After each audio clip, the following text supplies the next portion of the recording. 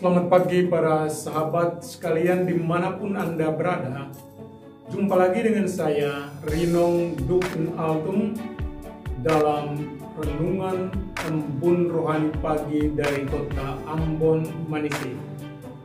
Senin 31 Agustus 2020. Mari kita siapkan hati untuk berdoa. Dalam nama Bapa dan Putra dan Roh Kudus. Amin. Allah Bapa yang Maha Kuasa dan Kekal, Engkau adalah Allah Bapa yang baik dan sumber segala kebaikan.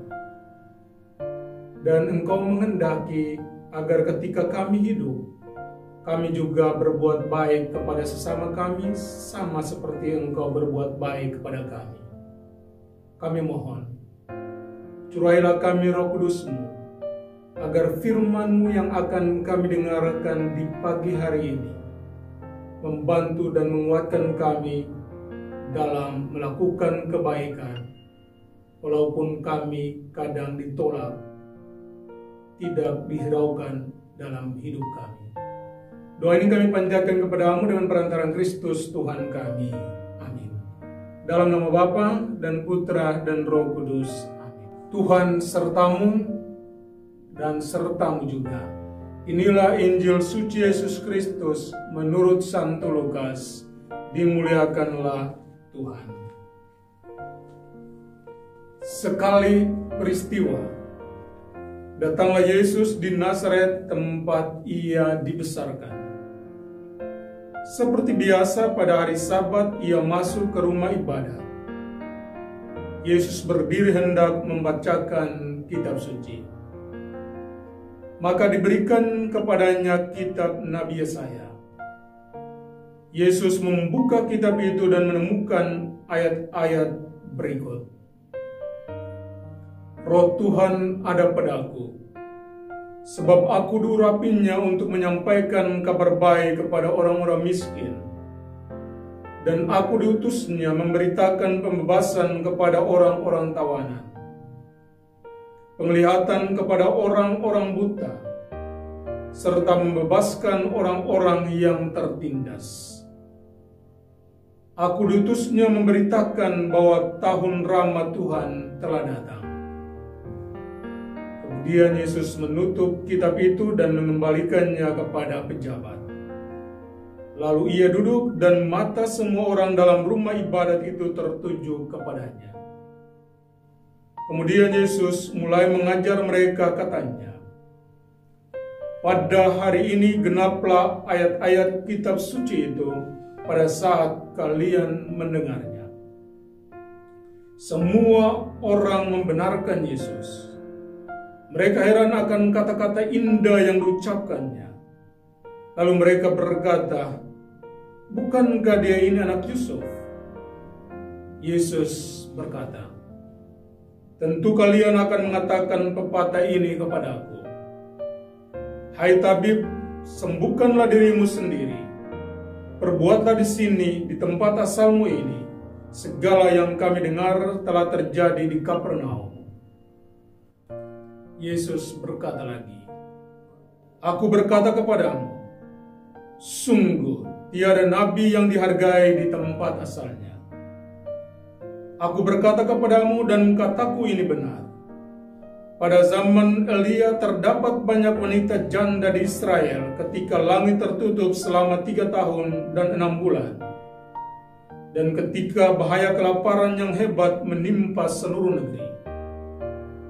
Tetapi Elia diutus bukan kepada salah seorang dari mereka, melainkan kepada seorang wanita janda di Sarfat di tanah Sidon. Dan pada zaman Nabi Elisa, banyak orang kusta di Israel, tetapi tiada seorang pun dari mereka yang ditahirkan, selain Naaman orang Syria itu." Mendengar itu sangat meralas semua orang di rumah ibadat itu. Mereka bangkit lalu menghalau Yesus keluar kota dan membawa dia ke tebing gunung tempat kota itu terletak untuk melemparkan dia dari tebing itu. Tetapi Yesus berjalan lewat tengah-tengah mereka lalu pergi. Demikianlah Injil Tuhan. Terpujilah Kristus. Menolak kebaikan dan memeluk erat kejahatan. Sebatang lilin, cahayanya akan terlihat sangat jelas ketika dinyalakan pada malam hari dalam kegelapan.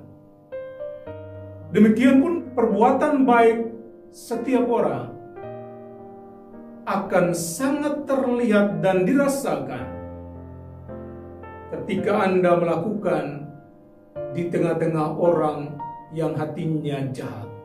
Tetapi di momen itulah Anda akan merasakan tantangan, penolakan, dan ancaman, sehingga membuat Anda memilih entahkah mundur dan berlari menjauh dari mereka, ataukah memutuskan untuk tetap tinggal bersama dengan orang-orang yang memerlukan perbuatan-perbuatan baikmu. Dalam kisah Injil hari ini kita mendengarkan sebuah bacaan yang sangat inspiratif karena menyangkut kebaikan dan kejahatan. Yesus adalah orang baik dan dia telah melakukan banyak mujizat bagi banyak orang, dan dia diakui secara umum.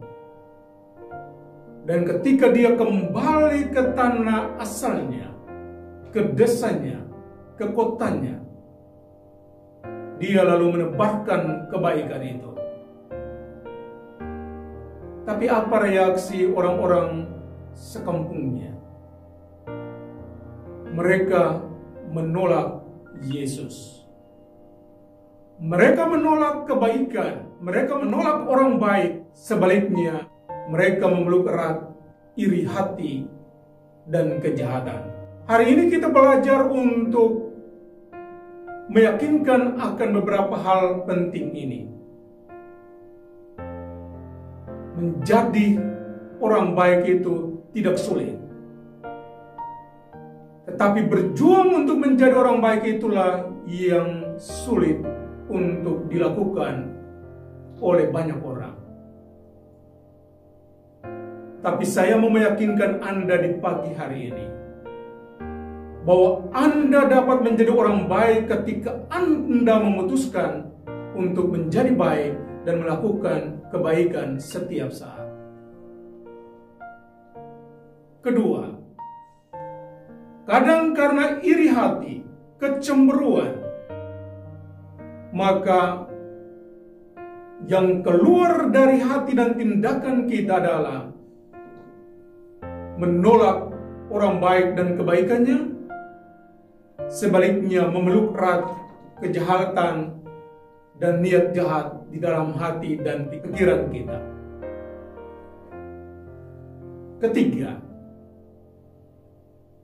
sesaat ketika Anda menjadi orang baik, orang jujur dan orang adil, maka tentunya Anda akan mendapatkan banyak tantangan, bahkan cemoohan dan ancaman. Tapi justru di titik inilah Anda belajar untuk memutuskan sesuatu yang baik bukan hanya untuk dirimu, tapi untuk banyak orang. Apakah Anda mundur dan lari karena kritikan, cemoohan dan ancaman mereka? Ataukah Anda tetap berdiri tegar untuk melakukan kebaikan apapun resiko yang Anda terima? Tuhan tentunya suka akan orang-orang baik. Dan Dia percaya bahwa kita semua yang mendengarkan firman-Nya adalah orang-orang baik. Maka marilah setiap hari, setiap saat kita melakukan kebaikan itu tanpa hentinya, tanpa menghitung untung dan ruginya. Dan kita memulai melakukan kebaikan itu dari rumah tangga, dari keluarga kita masing-masing. Anda pasti bisa. Semoga demikian. Amin. Tuhan sertamu dan sertamu juga. Semoga saudara-saudari sekalian dilindungi dan diberkati oleh Allah yang Maha Kuasa, Bapa dan Putra dan Roh Kudus. Amin. Selamat beraktivitas.